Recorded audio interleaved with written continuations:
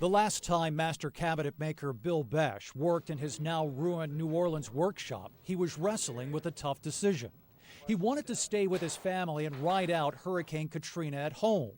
Instead, he decided to deliver a new set of cabinets to a customer near Atlanta. Little did he know, that customer was about to become so much more. He calls me up the day before and he goes, I can't leave my family. This storm's coming. So I call him back and I said, Bill, why don't you come up with your family? Thinking, he'll be here 3 or 4 days. He's like, but I got dogs. I'm like, hey man, don't worry about it. Just come on up. In other words, get my freaking cabinets up here. Part of his reasoning was he needed to get his job done. Part of my reasoning for agreeing is I needed to get those cabinets out of New Orleans in case my shop flooded. John Hinahan used to live in New Orleans and was a fan of Besh's work. But while neither will admit it, Hinahan's demand to have the cabinets delivered was in reality a lifeline between virtual strangers, a subtle way to coax a proud family to get out of the path of a killer storm. As I'm leaving, I was walking out of the bedroom and I grabbed our wedding photo because I thought that I didn't want to lose it. So we all took a little something. And with the weather deteriorating behind them, Besh, his wife, his son, and their dogs headed east for a delivery that would change their lives. There it is. There's the levee break, and we're actually going to... Well, I was sure every street but our street was flooded. Somehow or another, miraculously, the waves had been held back. And then you look at the satellite imagery, which was really our confirmation of our situation. Like so many in New Orleans, the Beshes lost everything. Even after arriving in Georgia, there was another loss. The worst part was when we lost the dog. Mm-hmm. Yeah, I remember that. The family's elderly Labrador retriever couldn't take the stress of the move.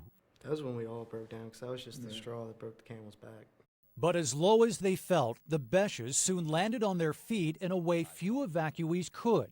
The customer who demanded his cabinets and gave them a place to stay during the storm had only begun to give. I'm no saint or anything. I just felt like everyone else in this country felt after the storm. I wanted to do what I could do. And I was in a fortunate position to have the ability to help them. And I'm just honored that I had that chance. John Hinahan got his community behind the Besh family. Robert, a senior in high school, was enrolled in the local school and was allowed to join the football team mid-season.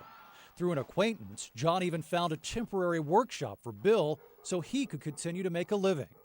A local church helped Bill's wife Gigi with household goods. At one point, you felt guilty because, we still consider ourselves privileged because we had people taking care of us. And this was so weird. These were people taking care of us. This wasn't family.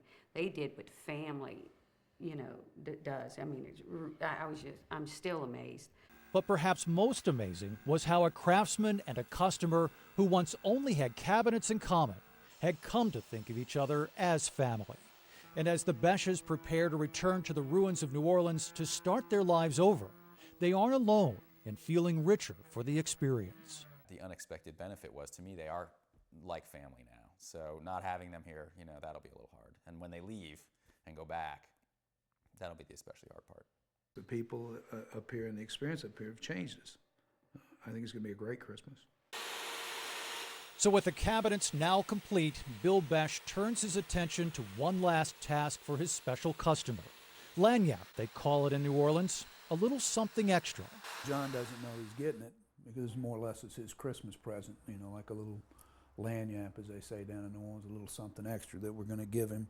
A 150-year-old wrought iron stair railing salvaged from New Orleans. It will stay behind in John Hinahan's Georgia home, a reminder of the bond between craftsman and customer that became stronger than any storm.